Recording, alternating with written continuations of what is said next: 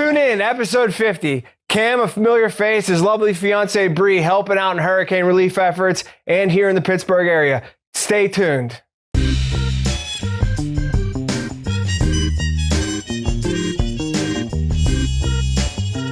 You're listening to Between Two Bridges, a business-to-business podcast.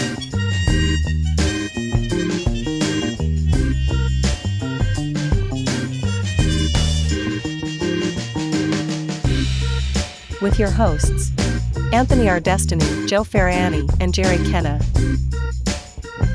Interviewing entrepreneurs, business operators, and investors. This episode of Between Two Bridges is sponsored by Paymark Payroll. Payday is the most important day to your most important people, and payday is made easy at www.payyourpeople.com.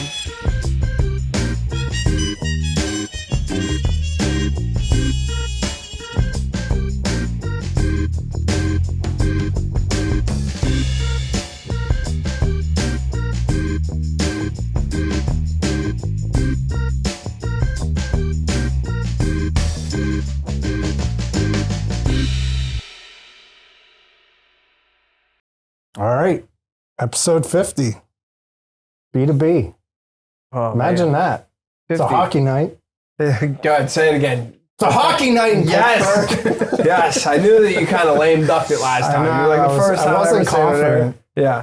But 50 episodes. So 50 episodes, that means 50 hours straight with you guys. We 50 just weeks. cycle people. Yeah, we'll tell our wives it was 50 hours. It's been more like probably still- 210 hours. Still baffled how we convinced our wives To let to us let us know. be here for 50 We've all hours. been given the ultimatum at one point in the last 50 episodes where they're What like, are you doing what are over you there? doing? Like, you know, some nights I apparently didn't make it home. Some nights I get there early enough to take the trash out. Market So, research. yeah. So 50 episodes mean you've been in this building, what now, 2 weeks, 3 weeks? Yeah, just about. So moves have been made, and we have a familiar face here with us tonight. Mm-hmm. Mr. Cam Yockey here. Mr. Cam. And we have the better face of the The relationship. face of the franchise. Yeah. And you care to tell us your name? My name is Brianna. All right. And you guys are engaged, right? We are. Do you go by Bree? Yeah. Okay. Yeah. Doesn't matter. My whole life I've been called Bree, Brianna, Brianna. Did he surprise you with the ring? Oh Can yeah. you tell us that story? We were in Miami, Florida. Just hanging out, Literally. looking at real estate. What were we doing? We actually were there for like a real estate conference for Okay. Realty One Group, and our manager and one of our admins was with us, and their other halves as well. All right. And we were down at the pool, and they were leaving. They were getting ready to get on the plane in like an hour or two, and the admin, she said, "Hey, I gotta go charge some stuff, like my laptop and stuff," and they were already checked out of their room. So we went up to the room, and I went into the bathroom. They were all on the balcony because we had a balcony that was like overlooking the ocean and the bay. And they told me to come out and take pictures, and then I took a picture with them, and then we took pictures, and then it happened. All right. Cool. It was pretty cool. It was very Nerve-wracking a little bit. surprising. Yeah, of course. Yeah, it's funny because like when you're at that point of that situation, you know that that's who you're supposed to be with, right? Yeah. But well, it's at least still you like, hope, she said. yeah. But you like still feel like there's that nerve. Yeah. Like my whole situation was like I didn't know how to do it, but like on our second date, my wife's battery died in her car, and I had to go like jump her battery, and turns out she just didn't have her car in park. Oh boy. So I was like, all right, well, I like made a note of that, and when I proposed to her, I disconnected. We just got a new car at the time together, and I disconnected her negative off her battery. So she came out of work and was like, "You'll never believe this, but this car won't start."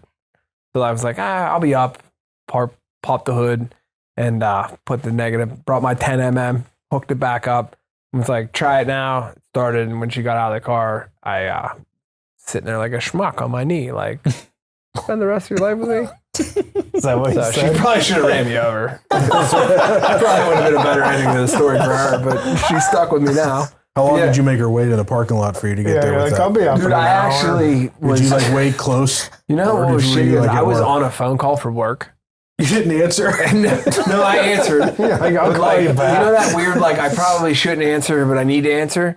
So, like, I pulled into the parking lot next to her work, and I don't even know if I've ever told her that. She'll know now, but she doesn't listen to this. But I'm like knee knocking, nervous. Like, there's no turning back now. Either you're going to, like, call AAA and be like, fuck it, I'm out, or, like, you're going to do this. And then I got a call for work, and I'm sitting there, and I could, like, kind of see her car in the parking lot, Guys like, her bitching waiting for about a me. suit. And Yeah, like, like, I'm about to stupid get shit. engaged, dude. What do you want? Yeah, like that's the funny thing in business. People don't know what you got going on. But Yeah. so then I cruised over and did my thing, and it was nervous. It was like, I mean, I was nervous. So I can't imagine how nervous he was. yeah. I just covered my face, literally. I was just like, this can't be happening. I don't know the other side of that situation, Yeah. but I think that, like, we know as a man that we are going to do it. Yeah, you're trying But to like hide it. as a woman, or whoever you're getting proposed to, that's like, you got to answer that question like right then and there. Like, Yeah. so I mean, It was an easy yes. yeah. Nice. So, Did you buy the ring down there, Cam? So it's- Did you fly with the ring? Did you buy it down there? What was, No, there's a little bit of a story there. All right. So I, the ring was custom made by, a guy that comes very well reputed from, well, that was a terrible word, very reputable from, actually quite a few famous people, athletes, all that kind of stuff. And, so he is in Texas. Nice. And so he actually had a scuffle with the place that, was doing some of the work to the band, like right before it was supposed to be there. So it almost didn't make it. So, we had it because we had it lined up so that it would be there, essentially whenever we got there. Yeah. So we weren't able to take delivery of it. I wasn't able to when I was supposed to. So a friend of mine that does live in Florida, which is Brandon, he drove because it was supposed to go to his house. Now, I had to think about that there for a second. So it was supposed to go to his house and he was supposed to sign for it. Well, that didn't happen. It didn't get there in time. Oh, boy. So he went and drove, I think, about an hour to a FedEx location where it was. He called and got it stopped, claimed he was my brother, and went and signed for it and picked it up. Okay. So he then drove it another hour and a half, 2 hours later that evening down to Miami from where he was at, and he lived in Fort Lauderdale. So he lives, if traffic's heavy, it's about an hour. Yeah. So he brought it down there. And, we hung out for the evening and stuff like that. And, then the next day, Got it. I was able to propose to her. So, Which would have never given it away because we see him every time we're in Miami. Yeah, he's So- close enough that Yeah, it I makes thought sense. nothing. I'd be like, hey, nice to see you again, Yeah, that's the other nervous part. I mean, I don't know about you guys, but like when you're thinking about picking out a ring, you're like, well, you think you know what someone likes. So I took the easy way out. I proposed my grandmother's wedding ring, and then we designed our ring together, which was kind of cool. It took that pressure off of it. But if you're getting a reputable guy that's been doing stuff, he knows what he knows. Sure, isn't there some weird tax rule? You can avoid sales tax if you buy something in Florida. You know what I'm talking about? I mean, there's states that you can buy things where there's no sales tax. Yeah. I mean, if you go down there and you buy something from a retail store, they charge you the sales tax in that location. So, New Hampshire has no sales tax. Texas has no sales tax. I believe Florida has sales tax. I don't think Tennessee has sales tax. Montana doesn't have sales tax. To buy There's your a lot of rings there, states. basically. Yeah, there's a lot of places. That's why a lot of times you'll see cars with out-of-state plates and things like that. I don't know about that. No, I don't No, know. I've never about seen that. But, Well, there's also duty-free stores for military guys and cruises and shit like that. yeah. People so buy there's them things like Marlboro that. Reds. Gotta buy them Marlboro Reds at the duty-free store. You know what I mean? Tax-free. Yeah. So, Giant bottles of booze. yeah. Where'd you get engaged, Jerry? What's the story there? I actually in North Park. Oh, Nice. Nice. Oh, Yeah. that's a nice Yeah. part. Yeah. Clearwater, Florida. Okay. Yeah. 2 Floridas, 2 PAs here. Yeah. All right. What are you gonna do? I mean, you get older, you know, you don't think about it at the time. Like when you're doing this stuff, but then you look back at it and you're like, it's like the happiest time of my life. Like, you know, just like you feel like kind of invincible after it's done. You're like, tricked one. You know what I mean? It's like catching the great white shark. You know?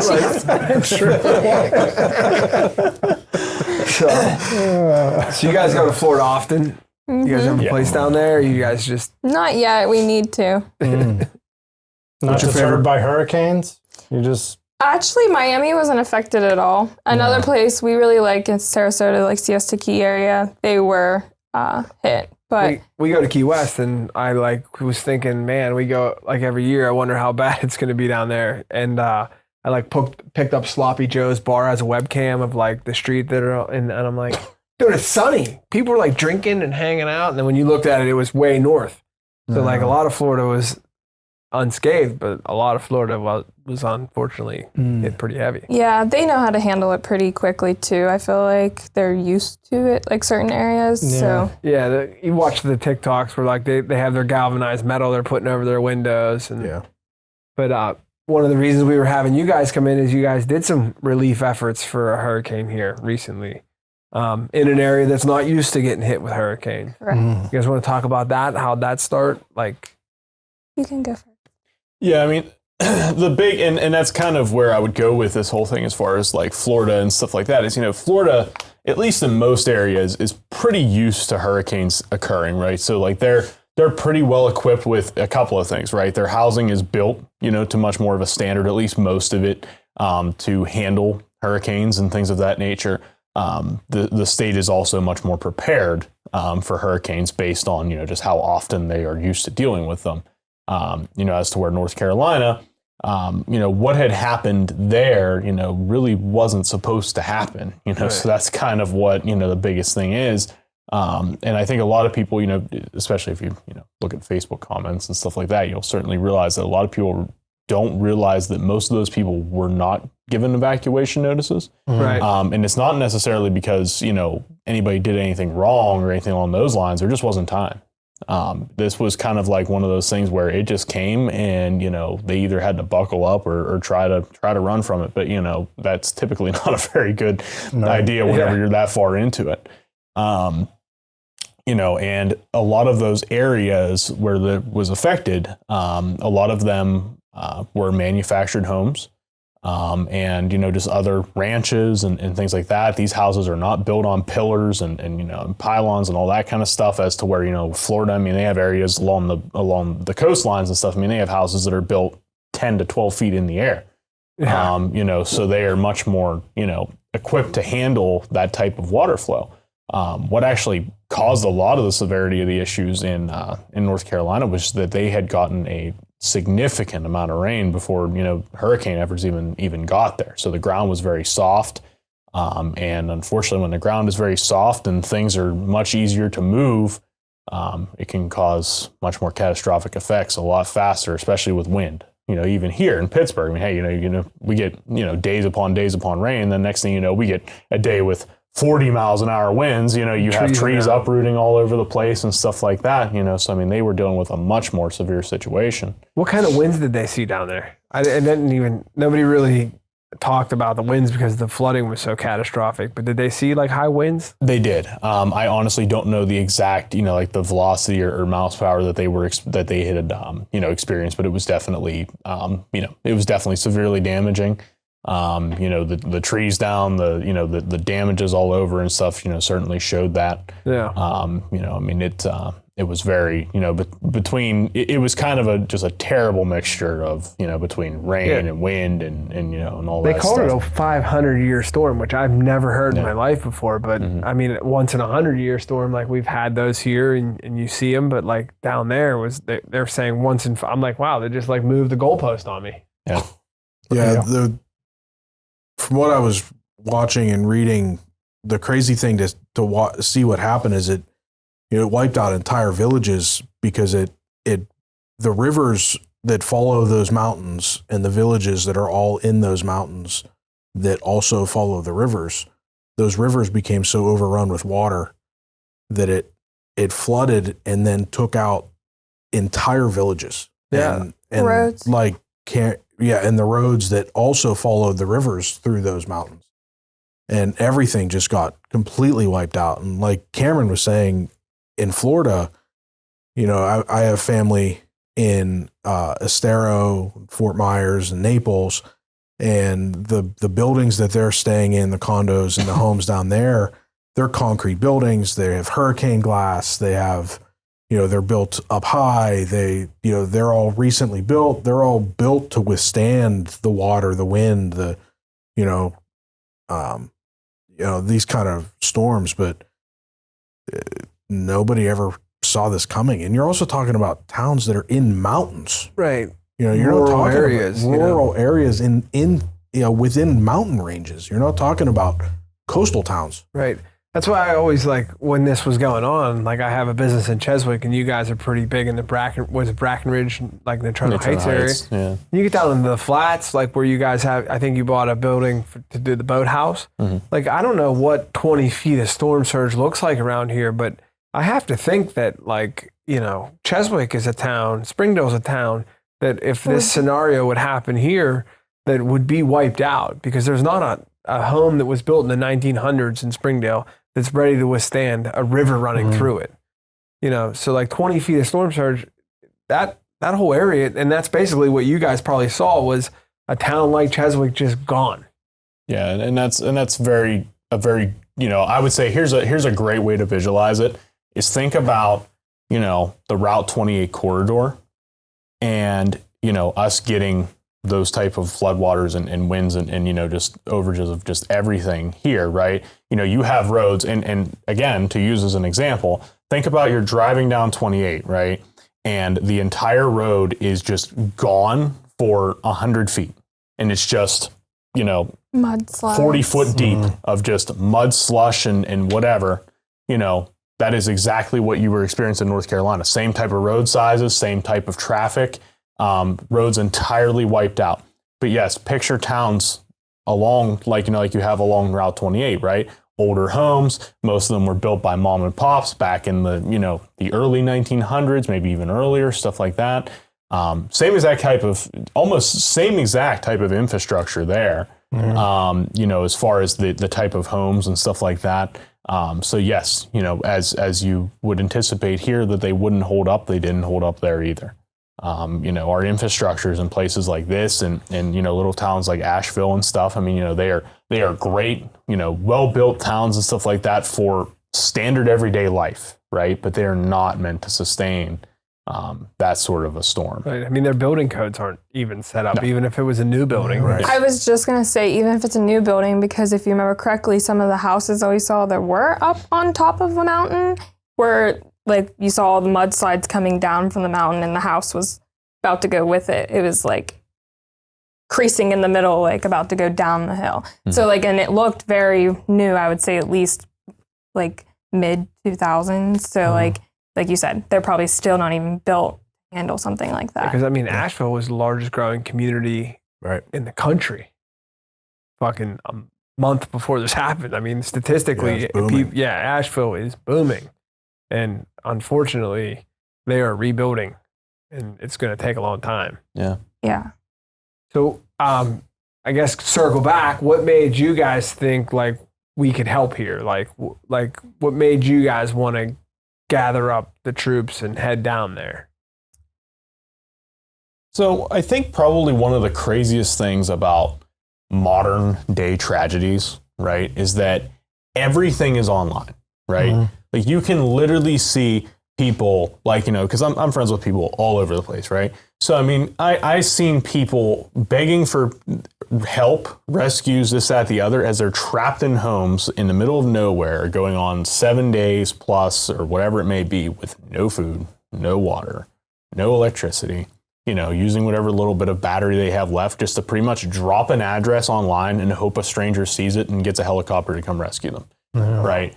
That's, you know, very moving, You know, whenever you think about the ordinary everyday life that we get to live here, where we're just, you know, we're jumping in our car and we're complaining about waiting in line at Dunkin' or, you know, you know, we're complaining because somebody, you know, we're complaining because somebody called us complaining, or this or that. And it's like, you know, it just kind of gives you a different realm of perspective of appreciation, you know what I mean, of just normal life, you know, and it bothers me a lot to see people, you know, suffering or, you know, in bothersome situations, you know. So that was kind of one of the biggest, you know, things for me.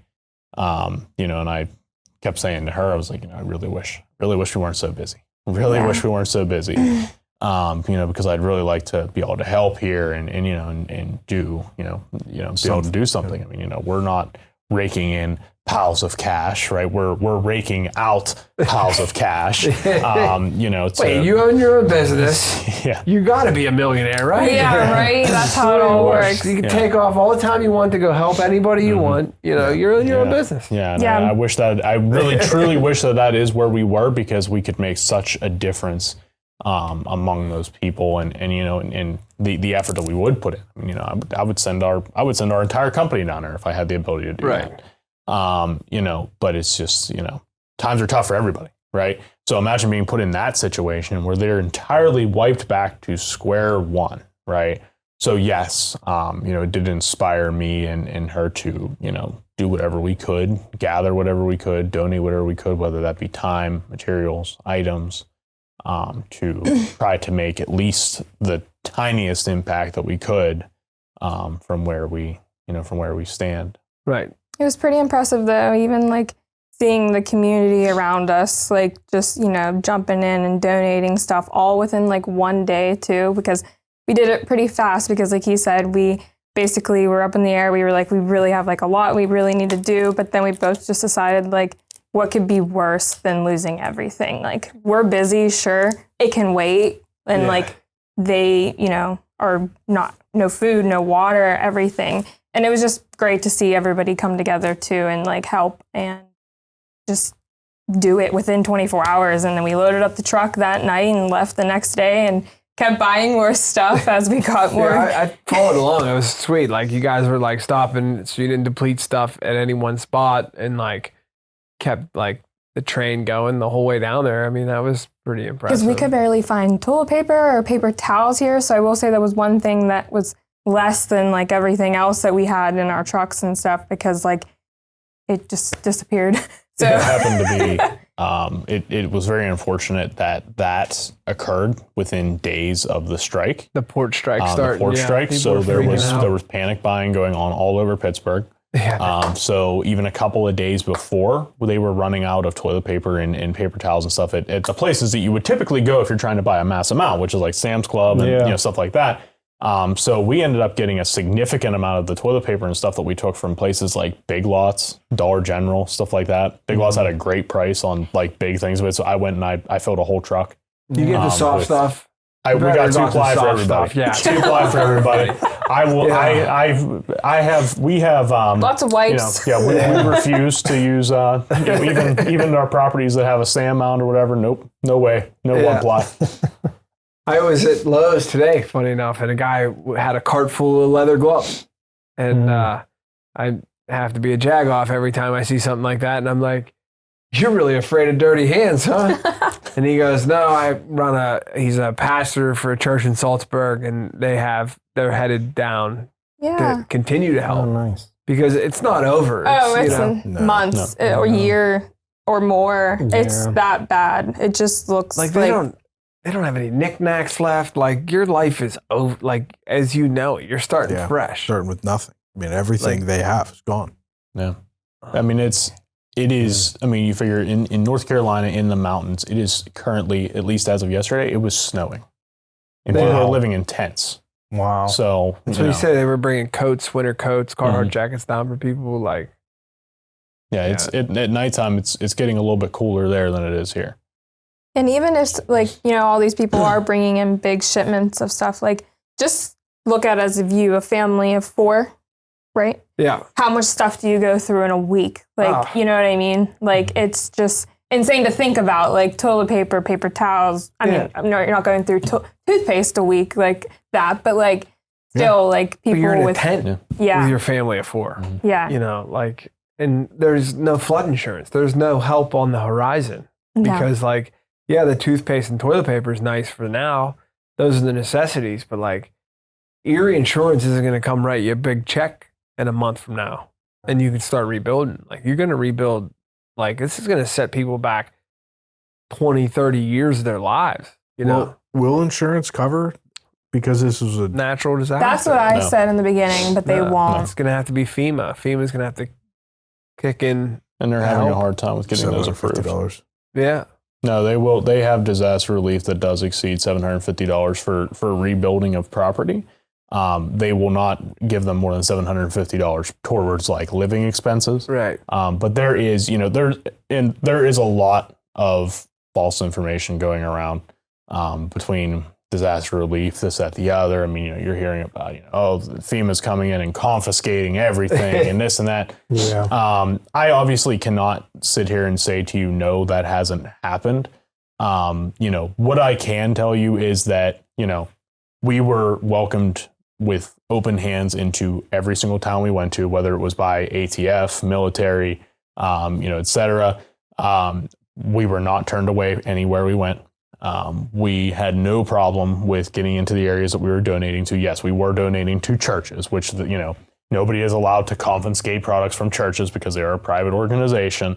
But it was certainly fulfilling that we were able to supply enough things to a particular organization that they were actually scheduling other vans to come there from other churches to pick up some of the supplies that we brought so that they could disperse them out to other smaller towns around, especially to children and other families. We did do a entire van full of just pet food between dogs, cats, cow food, horse food, which was, thanks to a lot of our donors, as well as, a lot of the stuff that we put forward as well. But yeah, extremely important.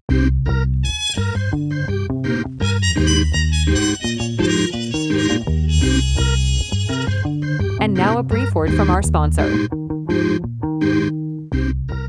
This episode of Between Two Bridges is sponsored by Paymark Payroll. Are you tired of spending countless hours juggling payroll calculations, tax filings, and compliance regulations?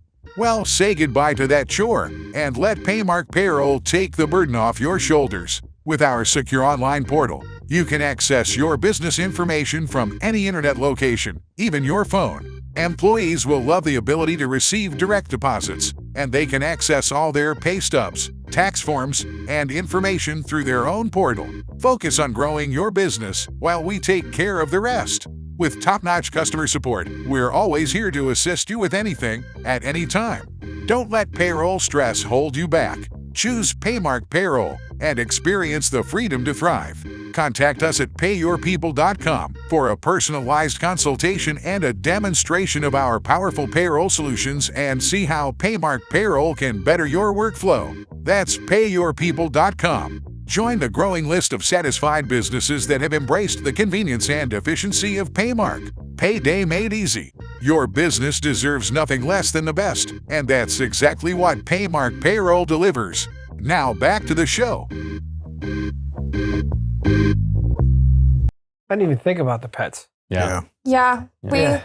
I want to go get some.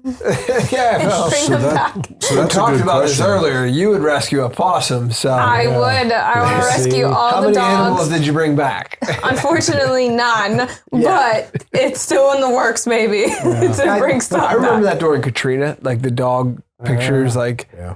and whoever was running the Salvation Army was running those commercials at the time. They realized people in America care more about animals than they do about humans, so they were like putting dogs on the roof. Meanwhile, if you scrolled out a little bit, Grandma was in a wheelchair right next to the dog, but they were like, "Get the dog, get the dog." They'll send help because it's true. I mean, So that's a good question, though. How did you know where to go and who to give the stuff to? And Yeah. like, how did you figure that out? Yeah, I mean, it all comes down to, your sphere, right? I mean, we were able to get in contact, some of the people that I know from around North Carolina and Georgia and South Carolina and stuff like that, and they had connections all throughout the state, being able to figure out kind of who was doing what, who was doing the right things, who, was or wasn't, all that kind of stuff. and getting us directly in touch then with those nonprofit organizations, churches, things along those lines. So it's definitely a process. And it's hard for somebody who is trying to figure that out without having those kind of connections. And actually, as we went back to kind of the racing side of things and stuff like that in that industry, right? I mean, that is definitely what got us into those towns and with those people. Okay, so from when you were doing your racing, you had all these connections along the way. Correct. Okay. So you had friends that were affected by this then? Yes, 100%. Yeah. So that kind of gets the irons in the fire and start Yeah, because I rolling. was thinking about that when I was looking at your posts and stuff, and I'm like, that's such a daunting task, even just knowing like, all right, I'm going to load up my truck or my trailer and I'm going south, and all right, well, where do I go? Like, I'm going to drive into this town and be like, all right, who do I give this shit to? Like, where do I even go? Because there's so many people affected. Like, all right, I got a truck full of water. Now what? Yeah. Volunteer firehouse and churches, man. You're ever in trouble, go there first. Yeah, needs were changing even as we were on our way. So there was, some redirection and stuff like that, depending on what time we were going to get there, like where we were going to be going, what drop-off location, this, that, the other. So it was, a little bit to figure out for sure. Yeah, New Ken, I saw locally New Ken Fire Department immediately started a drive for all the fire departments around and start getting because there's whole fire departments from towns that are just wiped out. They're gone. They don't have anything.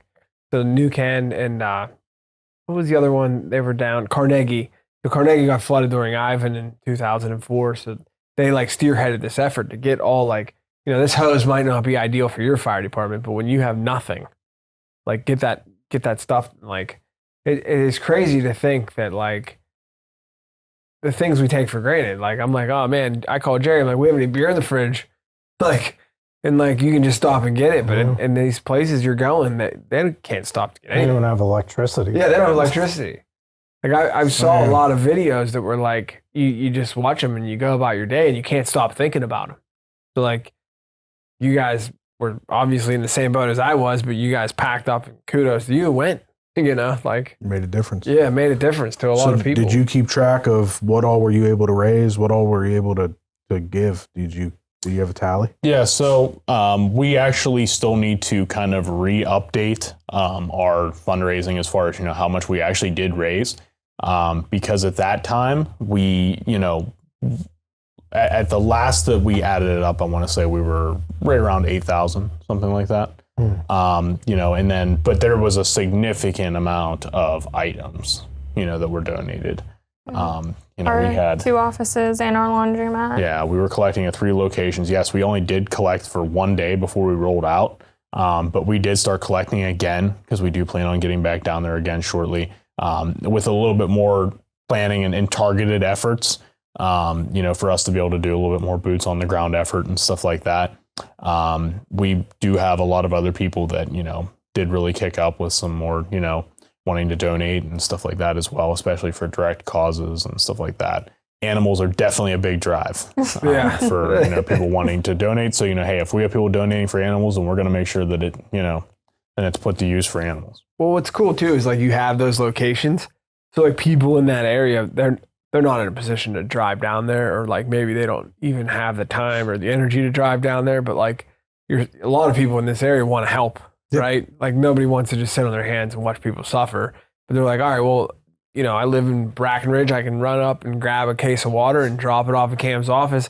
And that suppresses their feeling I've helped, Yeah, I gave something. Yeah. So you were able to raise Takes about a village. Yeah, you were able to raise about $8,000 that you were able to buy product with, and then people donated products on top of that. Yes, there was a lot of products that were donated, and there was a, they actually happened to be moving. There was a nonprofit organization which is called Speedbox in New Kensington. I mean, they gave us literally everything they had, that we could take, as far as items that were useful to people and stuff down there. To get down there because, they weren't really going to be able to move the stuff quickly enough before they had to get into their new space. So it really lined up well, and they gave us a ton of, just necessity life things, that were helpful. But I'll tell you what, it's I think it's even more eye-opening whenever you're buying that much stuff is to how expensive things are anymore. Now, You know, because it's like you get carts and carts and carts, and you're like, you know, it's 20, 30, you're 40, like, 60, okay, 80. it should be like $1,000. Oh no, that was $3,000. And you're bought like, $8,000 worth of shit and fit it in 4 vehicles. and you know what the crappy part is that the smallest things were what costed us the most money, right? Because there was very important things that we needed to get down there, which was like Benadryl and EpiPens and you know, Tylenol and all that kind of stuff. Well, how big is a thing of Benadryl or something, right? You're spending like $50 on a thing of Benadryl. It's this big, right? So if you spend $1,000 just in Benadryl, you're talking about a box, right? Yeah. So it's a backpack full of right. Yeah, so I mean, it's but those were the things that were needed, right? So we weren't going to buy things just to make it look like we were bringing this large package, right? Like we wanted to be very calculated with what the needs were that we were hearing from people who were there working and rescuing people and saving lives. What did they need? You know what I mean? That was what was important for us. Also, what got me was baby formula and baby diapers for Very just expensive. those two things, $100. Yeah, well, yeah, I lived that. I have not. So when I was buying it, I was like, does this say $46 for two little things of formula? I was very right off fortunate. the My top. wife breastfed both of our kids the whole way through. So like I had no respect of how much baby formula cost until later on. And then I was like, man, she deserves a raise. Yeah, when my kids were done with that stuff, I was like, thank God we're done with that shit. Diapers is a big one. Yeah. I mean, And it's like, that was another thing too. I was like, I didn't know what sizes to buy. Like there's 2, 3, 4. yeah, there's a lot that goes with diapers too. You gotta do the diapers, the wipes, and then like if you have the diaper pull-ups, genie and the special bag, it's like, can you just shit on the toilet, kid? Can we teach you how to go potty? my son held out for a long time, and he was actually playing Robux at the time, and we were like, we will give you Robux. Like we will give you $20 every time you shit on the toilet until it becomes regular. So like it was like a reward for him, and it saved us money. It's a win-win for everybody in the Ferretti household. How long were you down there? We were only down there for a few days so far. You know, because like I said, our time to be able to get down there was non-existent, but we made it at least limited as possible. And it's also very difficult because, you know, you're trying to walk that fine line, right? Of not being, you know, something that's also burdening the people down there more, right? Because, you know, there's nowhere to stay. There's no, you know, it's very, You don't be in the way. gas is limited. There's, you know, food is limited. Using the bathroom is you know, limited. and to mention, you know, every place that was down there that we had went anywhere around in the Asheville area, the food was free. The drinks were free. I mean, you know, you couldn't pay for something if you tried. You know, of course, we were definitely handing out very generous tips and stuff, you know, to anything. But, you know, hey, if you wanted to get a burger, like you weren't paying for it. They had, there was places on the street. They even went as far as they had premium items for first responders and stuff like that, like steak and ribs and all that kind of stuff. You know, so it was very cool. Like a post 9/11 world, you know? Yeah. Like, yeah. When man is down, man comes together. You know, it's a beautiful thing to see. I'm sure you saw it firsthand. We experienced my uncle's garage flooded in Plum Street during Ivan, and people were just showing up. Like, what can we do? What can we do? You know, and that doesn't happen all the time. Yeah. But in this case, like, it needed to happen, and it still needs to happen. So you guys aren't done. No. You're going to go back. Yes. I read online you're gonna keep something, like you're gonna get something going in the coffers for the future. You guys are prepared to mobilize at a drop of the hat, right? Yes. Yeah. I mean, we've been, you know, working. I mean, it's been for at least a couple years now. We've always been like, wow, we really need to get into the nonprofit side of things, because like that. I mean, you know, we're doing a lot of things that, you know, would be much better suited for a lot of reasons to be under a nonprofit. So, you know, I finally just said, you know what, hey, we're going to do it. You know, so we, you know, did file for a nonprofit. Everything is, you know, legit and running at this point. We're still just waiting for our 501c3 stuff to get, you know, completed, you know, so, but we do, you know, we did file for the nonprofit and, you know, have that all active and on the run. So that's going to be our next mission is kind of setting up the, all the charity accounts and stuff for that, which is, like Venmo has charity accounts and PayPal and all that kind of stuff. Yeah, because Venmo bleeds you. Comes with different benefits, So just to rewind a little bit for people that haven't watched our other episode, you have a realty company, right? Mm-hmm. So you have a ton of realtors to work for you, correct? Yeah. And you have a lot of guys to work for you. So it helps those people also if you create this company-wide structure, right?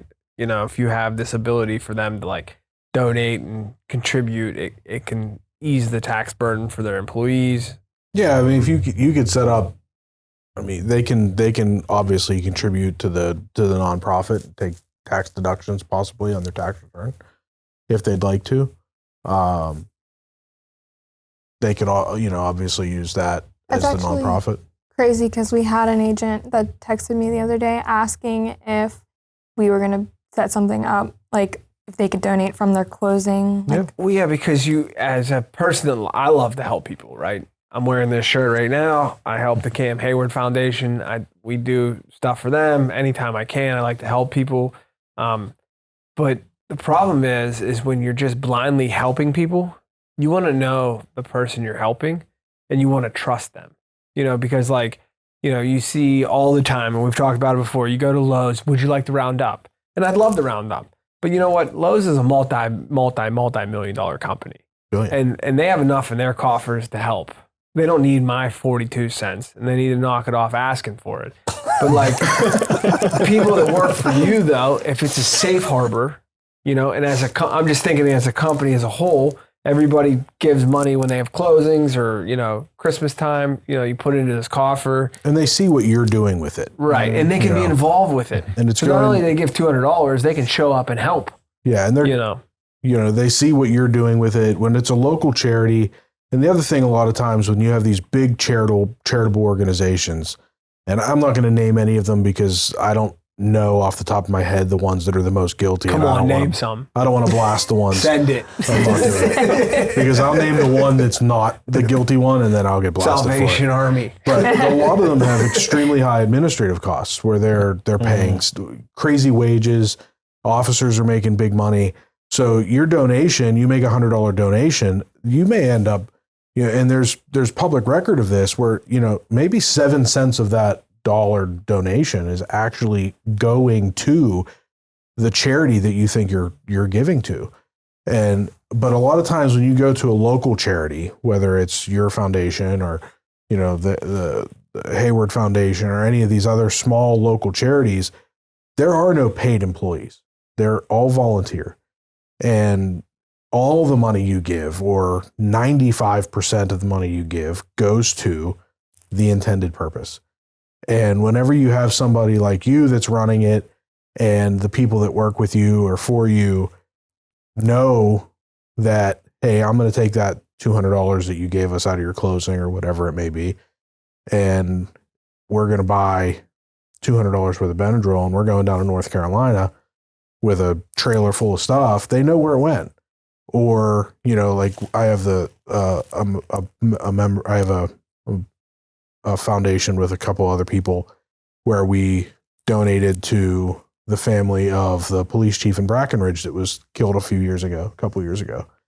And we had a dinner, and we raised and were able to donate about $5,000 to the widow. And people were happy to donate. We had a great night. We had a great dinner. A lot of people came. We had a band, and people were very generous and donated, and sponsors, and it was a really good night. But people were willing to donate because they knew that there was nobody there that was getting a paycheck. There was nobody there that was taking any money except for the family of the police chief. She was walking away with all that money. Right. And when you know where that money's going, you feel more comfortable donating and giving. And it makes people feel better, because when you're just donating to just this humongous corporation, charitable organization, you don't know where that money's going. Right. You gotta vet people, but you also got to And it's trust unfortunate. people. And It's unfortunate that you'd have to worry about that, but there are organizations, and it happens all the time, that you end up with people that are stealing from it. So, like, obviously, I think you probably already knew this, but obviously when COVID hit in, like, 2019, 2020, and, like, you know, even, like, the real estate company, it was shut down. Like, everything was shut down. But we wanted to help, especially because it was right around Christmas time, too, when it all mainly hit.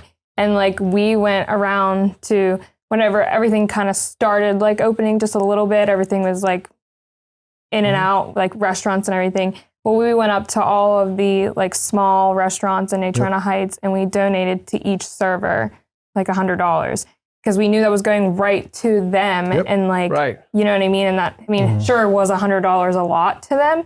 Maybe, maybe not, but it was still something that showed, like, because they were appreciated, because they were all getting basically kicked to the curb, like all the waitresses and stuff, because, like, they could just do the cook and do takeout, you know what I mean? So it's like they weren't making anything, and it was Christmas, they all have families, and that's just, like, the kind of stuff that we've been doing even on our own since, like, 5 years ago, 4 years ago. And they were the ones that got hit the hardest, because a lot of the programs, because of the way their pay structure was set up, their unemployment didn't come close to what they were probably making, because it didn't really help with tips. And, you know, they got hit.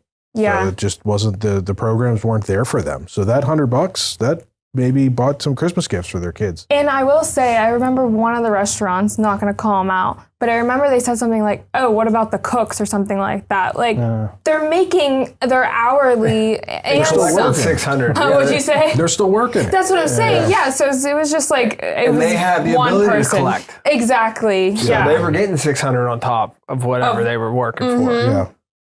So I guess, like, what I'm thinking when we're talking about this is there's a huge difference between charity work and humanitarian work. Right. And what you guys have been doing is humanitarian work. You know, charity is charity. You know, you can do whatever you want. You can get a nice fancy bus to, like, drive kids to school. But, like, if the kids don't have food to eat, you know, that's what we should all be doing as humans, you know?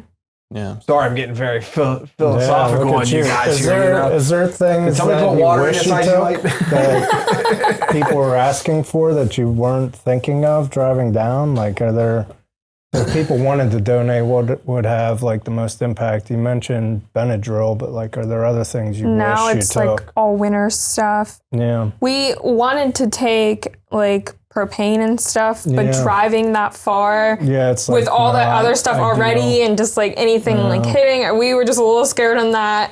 So we didn't do that. We got, like, batteries and just, like, other survival stuff. We did do some jackets and stuff, even though they weren't really asking for clothes at that point, but I still was like, some jackets, some light jackets or something, just, you might want a clean shirt, you know. I think also another thing that they're looking for now is more tents. And we did a lot of sleeping bags, but I'm sure they're still needing more. So you're going to be going back down? Yes. For sure. So coat drive would probably be That would be much. gloves, hats. The big reason why they've refrained a lot, and I'm seeing it from all the churches that I do know people at and stuff down there, is why they've refrained a lot about saying about clothes, is because the places that have asked for clothes have had exactly the reason why most places aren't asking for them happen, which is they're getting clothes that are dropped off that are suits, dress shirts. They're Holes extremely unacceptable to wear clothes. Like they're destroyed. They're stuff that people are trying to throw away. Should be used as a shop rag at best. Right. So, and that's why we are only accepting clothes that have tags. No offense, or, try to make it seem like we're, not grateful for any of the donations, but it's just the fact that, it gets out of hand really quickly. You don't want to give a bunch of people shit you were going to throw away. Right, You're like, I'm donating, I'm doing my help. And then, that's so what Goodwill deals with that all the time. Correct. Another big need that then they charge $30. Wait, what? Goodwill, they charge a lot. I see that all the time everywhere. Oh, in the store. Yeah. Sorry. I thought you meant like to drop off a bag of clothes. No, I was going to say that shit now. And people don't understand how long it takes for them to be able to sort through that stuff. Yeah, they don't have the there's volunteers. a ton of stuff like. they're doing like pals and stuff, and they're doing the clothes with holes and stuff as rags. And I mean, you could take in lightly used coats. Right. Yeah. I mean, you have a laundromat. Right. Exactly. And Correct. I can help you guys. We can clean it real quick. Get down to them clean. Yep. And another big thing I will say of importance is for anybody who is planning to deliver bags of clothes or anything, do the sorting ahead of time for them, because that is an extreme help. Put them in, if you got a big pile of small stuff, put it all in a small bag. Put stuff in boys' clothes, girls' clothes, small, large, medium, whatever it is, bag them separately, because that is what is killing the time for them to be able to get this stuff over to people, is they are sorting through all of it. And it's taking, they need an abundance of volunteers that they wouldn't need if we could just take those couple extra minutes to sort out the clothes that we know, because we're taking them from our house or whatever it may be. It's a tremendous help for the churches and stuff. Yeah, we sorted all the boxes and stuff from like food and medical supplies, batteries, deodorant, all that. Like we separated everything. So like we took it all into the office and then loaded it all up. We had about a 12-person team at the office that, between the hours of like 8 p.m. and midnight, just buttoning everything up, marking containers, getting it all put into we organize it all into like sections so that it would be easy whenever we got down there to go through. We had about 20, there was probably over 20 people unloading the trucks. So we got down there real late at night. They let us park up all the, the box vans and stuff at the church. And everybody just hopped in my truck and we went to our Airbnb that was about an hour away. Only one we could find that was available because it had power, and water, thankfully. So that worked out great. There was no internet, there was no Wi-Fi. We checked in after midnight and we didn't have the right code. There was no way to reach the host. Zero service. We were like, we have the Wi-Fi password because of the email, right? Let's jump on the Wi-Fi. The network's dead. So we finally got somebody hooked up on, Starlink. We were able to call them real quick and it dropped within 30 seconds of us getting the code. We got in and that was it. Starlink. Yeah. How many how many vans did you bring down? We basically were doing it very strategically, right? So we had my truck to be able to use for any sort of rescue efforts, help, et cetera, and be able to get around. We took my TRX, which is an all-wheel drive truck that's meant for off-road use. So we had that loaded up with chainsaws, generator, extra fuel, some first aid kits, things like that, of just kind of being like, a little bit more nimble. And then we had a 26-foot U-Haul that was, filled. I mean, it had a lot of stuff in it. Was it filled to the ceiling? No, but we couldn't put anything more in there without damaging, product and stuff like that. So, I mean, it was full. I mean, it had a lot of stuff in there. The weight limit was probably.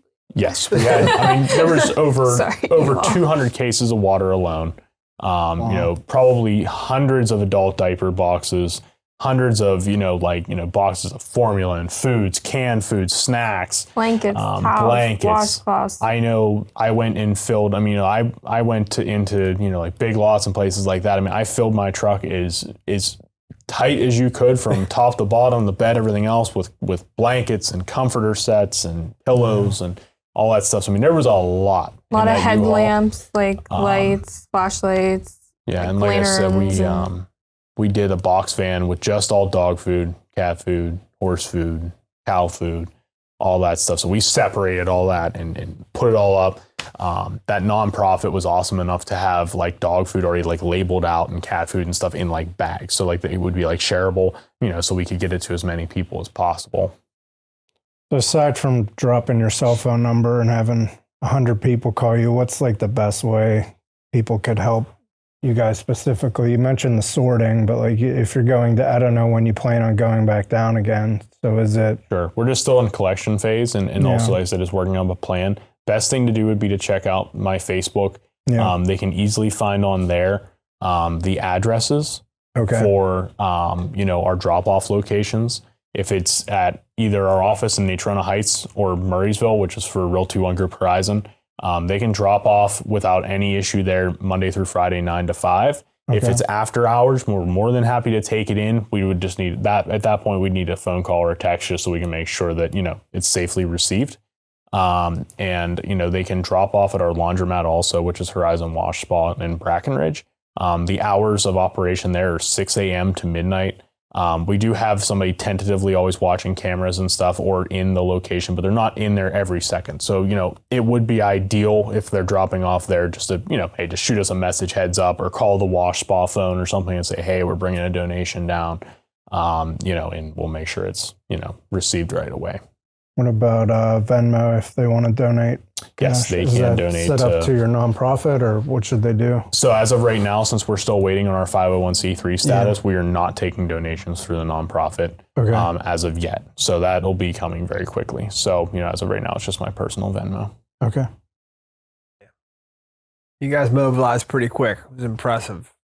Followed along throughout your journey there. And it was cool. If you say you wish you could help, Cam helps. Bree helped. And it's impressive. You guys have an army around you, and you're using it for the good. That's the most important thing you got to have. It takes a village. Yeah, sure does, man. So, I don't know where we are in this episode. You guys got any other questions? No, but if you guys want to help, reach out. Bree said she wanted to sing tonight. Yeah. What are you going to sing for us? The silence. So, yeah, I mean, I followed it. I saw it. We're doing this. We wanted to have you back. I mean, I loved having you on the first time. You got a lot going on. You are 10 years older than me, so I inspire to be you someday. Yeah, well, we appreciate you guys taking time out of this busy schedule. Thank you. And thanks, guys. All right. So that's how we end every episode. Thank you for listening to Between Two Bridges, a business-to-business podcast. Find and follow us on your preferred podcast streaming platform. Like and subscribe, and leave us a rating and review. You can join us socially on Facebook, Instagram, TikTok, and Twitter. Yes, we still call it Twitter. You can email the show at info@betweentwobridgespodcast.com. Until next time, make it till you rake it.